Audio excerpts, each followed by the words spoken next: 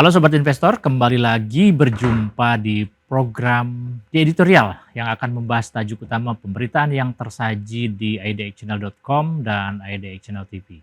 Bersama saya Yanto Kusdiantono, redaktur pelaksana idxchannel.com. Program percepatan elektrifikasi desa kembali menjadi sorotan setelah Presiden Prabowo Subianto memimpin rapat terbatas di Istana Merdeka awal pekan ini. Dalam rapat itu, kepala negara meminta agar program itu dikebut. Agenda itu bukan sekadar proyek infrastruktur, melainkan simbol dari upaya negara untuk menjangkau lapisan masyarakat paling terpencil yang selama ini belum menikmati akses dasar berupa listrik. Hingga 2025 masih terdapat sekitar 5.700 desa dan 4.400 dusun yang belum teraliri listrik. Mayoritas berada di wilayah Indonesia Timur, sehingga pemerintah menargetkan seluruh desa dan dusun tersebut sudah harus terang benderang sebelum tahun 2030 dengan alokasi anggaran bertahap sejak perubahan APBN 2025 hingga RAPBN 2026. Sobat Investor, elektrifikasi di desa bukan sekadar soal menghadirkan cahaya di malam hari, melainkan menjadi penentu kualitas hidup masyarakat di kampung-kampung yang jauh dari perkotaan. Listrik mendorong terbukanya akses pendidikan yang lebih baik, kegiatan ekonomi yang lebih produktif, serta konektivitas digital yang kian relevan dalam era transformasi teknologi. Namun, ambisi besar ini menuntut biaya yang tidak sedikit. Di sisi lain, pemerintah juga harus menata ulang kebijakan subsidi energi agar lebih efisien dan tepat sasaran, sehingga ruang fiskal tetap terjaga. Subsidi energi, khususnya subsidi listrik, masih menjadi beban signifikan dalam anggaran negara. Pada 2024 lalu, pemerintah mengalokasikan sekitar 77,05 triliun rupiah untuk subsidi listrik ini. Anggaran itu diarahkan terutama bagi pelanggan rumah tangga kecil yang memiliki daya 450 volt ampere dan 900 volt ampere yang masuk kategori miskin dan rentan, serta untuk sektor tertentu seperti usaha mikro. Data Kementerian SDM menunjukkan subsidi tersebut menjangkau lebih dari 40 juta pelanggan PLN dengan tujuan menjaga keterjangkauan tarif listrik di tengah fluktuasi harga energi global. Nah, memasuki tahun 2025, beban subsidi energi tetap besar. Subsidi listrik dalam APBN 2025 ditetapkan sekitar 87,72 triliun rupiah.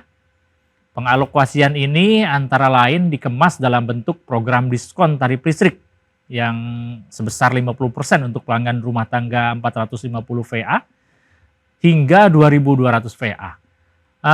Program ini berlaku mulai 1 Januari lalu hingga berakhir pada 28 Februari 2025. Pada tahun ini, pemerintah juga berupaya untuk tetap fokus pada percepatan elektrifikasi di desa-desa tanpa jaringan melalui kombinasi pembangunan jaringan PLN, pemanfaatan pembangkit energi baru terbarukan berskala kecil, serta dukungan listrik berbasis komunitas. Skema ini dipandang lebih menghemat biaya, sekaligus mendukung agenda transisi energi nasional. Nah, ke depan pada rancangan APBN 2026, pemerintah juga kembali menyiapkan ruang yang lebih besar bagi program elektrifikasi desa. Anggaran subsidi listrik di dalam program ini diperkirakan mencapai 104,6 triliun rupiah. Nah, ini naik signifikan dibandingkan dengan outlook di 2025 yang diprediksi mencapai 89,1 triliun. Kenaikan ini juga sejalan dengan kebutuhan untuk memperluas akses di wilayah terpencil yang biaya infrastrukturnya relatif mahal tentu saja. Kendati demikian, pemerintah menegaskan bahwa desain subsidi akan semakin diarahkan agar tidak melulu bersifat konsumtif. Fokus utamanya adalah mendukung keberlanjutan tarif yang terjangkau sekaligus mendorong investasi di sektor energi bersih. Nah, dalam konteks pembangunan jangka panjang, program listrik desa menjadi instrumen strategis juga untuk memperkecil kesenjangan antar wilayah. Selama ini ketimpangan elektrifikasi masih terlihat nyata. Rasio elektrifikasi nasional memang telah mencapai 99,8% di awal tahun ini. Namun tetap saja masih ada daerah dengan rasio di bawah 90%, terutama di Papua dan Maluku. Nah, tanpa intervensi negara, daerah-daerah tersebut memang semakin berisiko tertinggal dalam arus pembangunan nasional. Sobat investor, Presiden Prabowo juga menekankan bahwa kehadiran negara tidak boleh dihitung sekadar dengan logika untung rugi dari sisi ekonomi. Listrik bagi desa terpencil tidak akan pernah memberikan margin laba bagi perusahaan negara seperti PLN. Tetapi nilainya jauh lebih besar ketika dilihat dari perspektif sosial, politik, dan integrasi nasional. Dengan akses listrik, anak-anak di pedalaman dapat belajar pada malam hari, kemudian puskesmas dan fasilitas desa bisa beroperasi lebih baik, dan tentu saja masyarakat dapat membuka usaha kecil yang sebelumnya terhambat karena keterbatasan sumber energi. Nah, melihat rencana ke depan, tentu saja tantangannya untuk mewujudkan impian melistriki seluruh negeri tetap saja ada. Pembangunan jaringan listrik di wilayah pedalaman seringkali terkendala kondisi geografis yang ekstrim, minimnya infrastruktur penunjang, serta biaya logistik yang tinggi. Disinilah diperlukan kombinasi strategi antara membangun jaringan utama milik PLN dengan menghadirkan energi terbarukan yang berskala lebih kecil. Ya, seperti pembangkit listrik tenaga surya yang komunal misalnya, kemudian pembangkit listrik mikrohidro atau bioenergi yang berbasis lokal. Pendekatan ini diharapkan dapat mempercepat pemerataan tanpa membebani fiskal secara berkelebihan. Kebijakan subsidi listrik juga harus dilihat sebagai bagian dari reformasi energi yang lebih besar. Hal ini seiring dengan transisi menuju energi bersih, di mana pemerintah ingin mendorong konsumsi listrik yang semakin efisien.